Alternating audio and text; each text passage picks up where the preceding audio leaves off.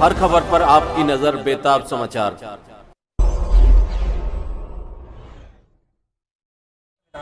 जय भारत जय संविधान, जय भारत जय संविधान, जय भारत जय संविधान, जय भारत जय संविधान, जय राष्ट्रवाद जय संविधान। और जय जय जय जय भीम, जय भीम जय भीम, जय जय जय जय जय भीम, जय भीम जय भीम, जय जय जय जय जय भीम, जय भीम जय भीम, जय जय जय जय जय भीम, जय भीम जय भीम। चलिए दोस्तों, नमस्कार, आदाब, सत श्री अकाल, अस्सलाम वालेकुम। मैं हूं एस.ए. बेताब और आप देख रहे हैं बेताब समाचार एक्सप्रेस। आज हम नन्नगरी में हैं। बौद्ध विहार में अंबेडकर जयंती मनाई जा रही है। बाबा साहब भीमराव अंबेडकर जो संविधान के रचयिता है, जिन्होंने भारत का संविधान रचा, या दलितों को, आदिवासियों को, मूल समाज के लोगों को, अल्पसंख्यकों को, सबको अधिकार देने का काम बाबा साहब भीमराव अंबेडकर ने किया। उनकी जन्म जयंती मनाते हुए यहाँ पर बड़े हर्ष के साथ लोगों में एक खुशी है। और क्या कहना है लोगों का, हमारे साथ मौजूद है पारकी साहब। पारकी साहब, क्या कहना चाहेंगे? जी, सबसे पहले आपका बहुत बहुत धन्यवाद। आपने अपना कीमती समय निकाल करके यहाँ पर सम्राट अशोक बौद्ध विहार नंदनगरी के अंदर आए। और मैं शिवदास पारकी नाम है मेरा, सम्राट अशोक बौद्ध विहार का मैं अध्यक्ष हूँ। आज हमने 5 अप्रैल को सम्राट अशोक जयंती होती है, 11 अप्रैल को राष्ट्रपिता ज्योतिबा फूले की जयंती होती है और 14 अप्रैल बाबा साहब राष्ट्र निर्माता डॉक्टर बी.आर. अम्बेडकर जी की जयंती होती है। आप सभी लोग जानते होंगे। उनका हमने आज सामूहिक जन्मोत्सव मनाया है सम्राट अशोक बौद्ध विहार के अंदर। इस अवसर पर हमारे मुख्य अतिथि के रूप में क्षेत्रीय विधायक वीर सिंह दिघान जी हैं और हमारे अनिल भारती जी हैं, और इस बौद्ध विहार के संरक्षक आदरणीय शंकरलाल खेरालिया जी हैं, छोटेलाल गौतम जी हैं और तमाम हमारे साथी इस समय मौजूद हैं। हम समय समय पर सम्राट अशोक बौद्ध विहार की समिति के माध्यम से समाज में चेतना लाने का काम करते हैं, महापुरुषों के इतिहास को जन जन तक पहुंचाने का काम करते हैं, ताकि जो आने वाली पीढ़ी है उसकी समझ में आए कि आज हमें जो अधिकार मिले हैं वो किसकी वजह से मिले हैं। क्योंकि लोगों को पता नहीं है, क्योंकि हमारे जो भगवान जिनको मान रहे हैं तो वो धर्म का मामला है, सब लोग माने, कोई बात नहीं, उसमें हमें कोई आपत्ति नहीं। लेकिन वो तो पहले भी थे, जब इस देश में लोग महिलाओं को पढ़ने का अधिकार नहीं था, दबे कुचले लोगों को किसी भी तरीके का अधिकार नहीं था। लेकिन बाबा साहब डॉक्टर बी.आर. अम्बेडकर जी जब इस धरती पर आए और उन्होंने बचपन से ही इस पिछड़े शोषित समाज के लिए, दबे कुचले लोगों के लिए, मानवता के लिए काम किया। और बड़े होने के बाद में उन्होंने तमाम डिग्रियां हासिल की, देश विदेश में पढ़ाई की। उसके बाद में यहाँ के लोग मजबूर हुए, बाबा साहब के पास गए कि बाबा साहब ही संविधान बना सकते थे और किसी के बस की बात नहीं थी।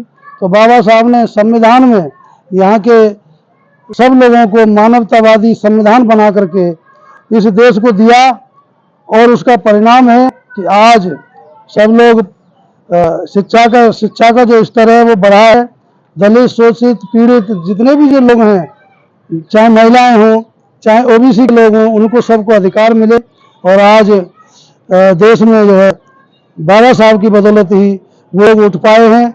लेकिन अफसोस इस बात का है कि जो सरकारें रही हैं इस देश के अंदर, उन्होंने पूर्णतया संविधान को लागू नहीं किया, नहीं तो ये देश वास्तव में ही विश्व गुरु बन जाता अगर संविधान को पूरी तरह लागू कर देते। संविधान को अगर पूरी तरीके से लागू किया जाता तो विश्व गुरु भारत बन जाता, ऊंचाइयों पे पहुंच जाता। यहाँ कुछ और लोग भी हैं, उनसे भी जानेंगे। हम आज सामूहिक जन्मोत्सव मना रहे हैं और अप्रैल का महीना बहुत ही एक पवित्र महीना हो रहा है, जिसमें 5 अप्रैल को यहाँ के जो पूरे विश्व के जो प्रसिद्ध जो प्रियदर्शी राजा रहे सम्राट अशोक, उनकी जयंती है। 11 अप्रैल की राष्ट्रपिता ज्योतिबा फूले साहब की है और 13 अप्रैल को यहाँ पे जो बैसाखी मनाई जाती है वो एक बहुत पवित्र त्योहार होता है, क्योंकि अनाज की जो फसल की जो कटाई जो शुरू करते हैं, जिससे मानव जीवन मिलता है। तो और बाबा साहब की 14 तारीख को जयंती होती है, तो पूरा देश और पूरे विश्व में बाबा साहब की जयंती की चर्चा जो रहती है।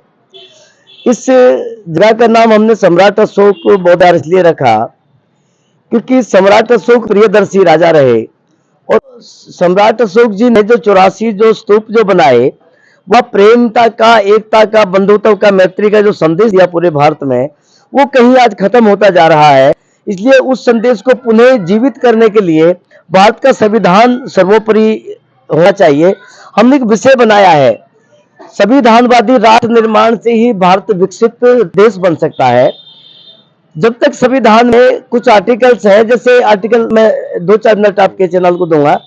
आर्टिकल 1 में लिखा गया है कि इंडिया अर्थात भारत, इस देश का नाम भारत होगा, ये जो राज्यों का संघ है हम इसको राष्ट्र बनाएंगे, ऐसी कल्पना की गई।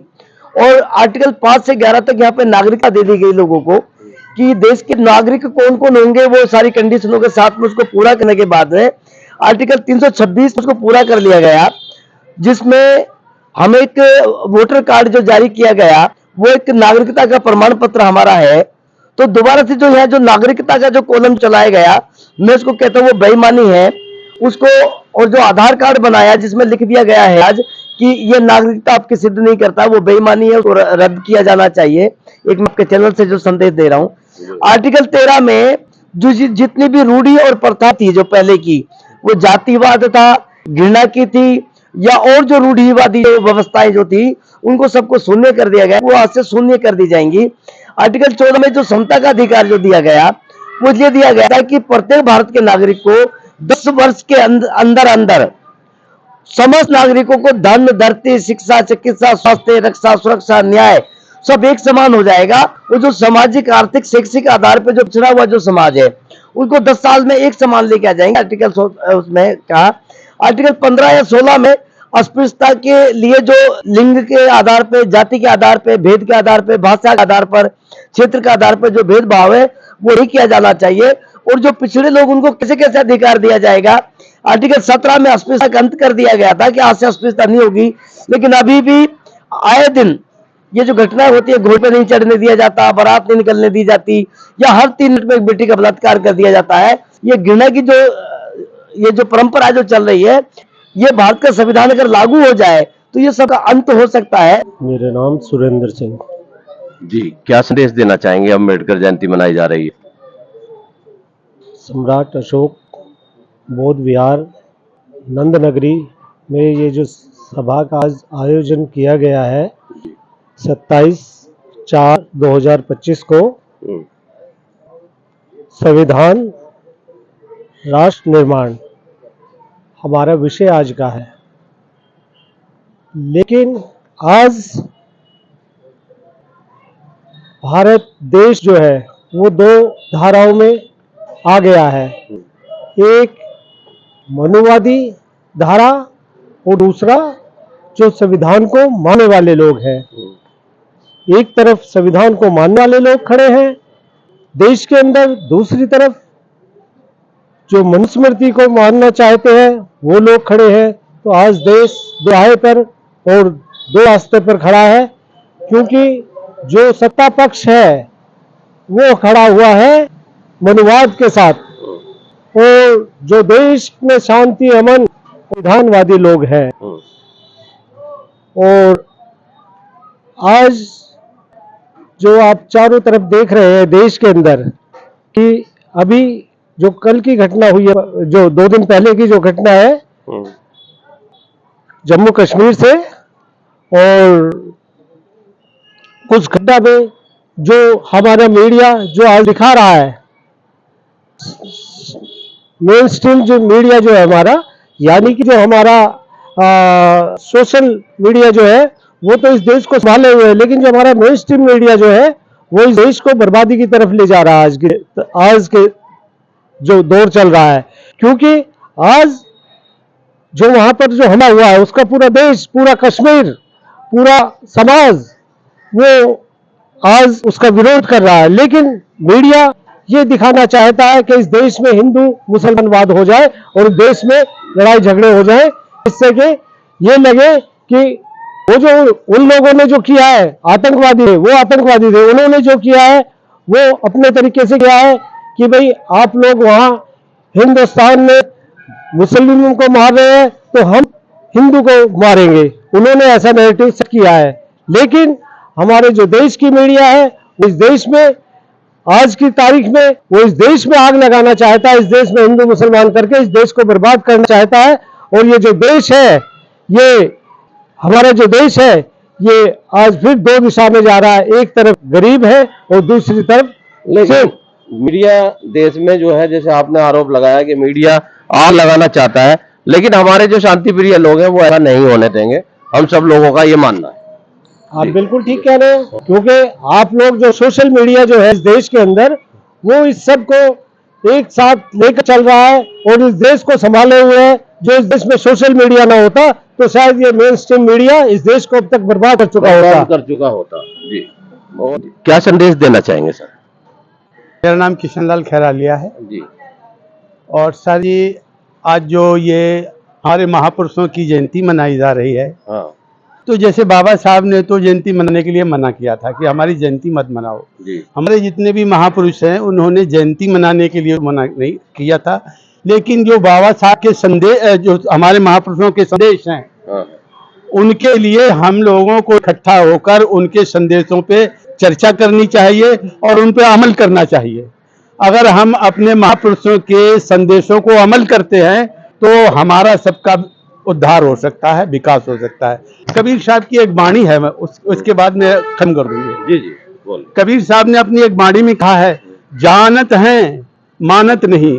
हमारे सभी लोगों को पता है कि हमारे साथ क्या अत्याचार हो रहा है, क्या अन्याय हो रहा है, हमें न्याय नहीं मिल रहा है, हमें हक और अधिकार नहीं मिल रहे हैं, लेकिन हम अपने महापुरुषों की बात को नहीं मान रहे हैं।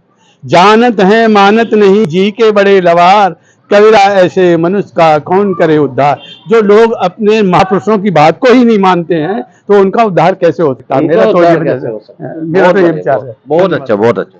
आइए सर, आइए सर। सर पहले तो अपना नाम बताएं सर। मेरा शिवचंद एडवोकेट। हाँ सर, क्या जो है, जैसे कि अभी कहा गया, बाबा साहब भीमराव अंबेडकर साहब का जो संदेश है उसे घर घर तक पहुंचाने की जरूरत है, क्या कहना चाहेंगे? धन्यवाद। जय संविधान, जय भारत।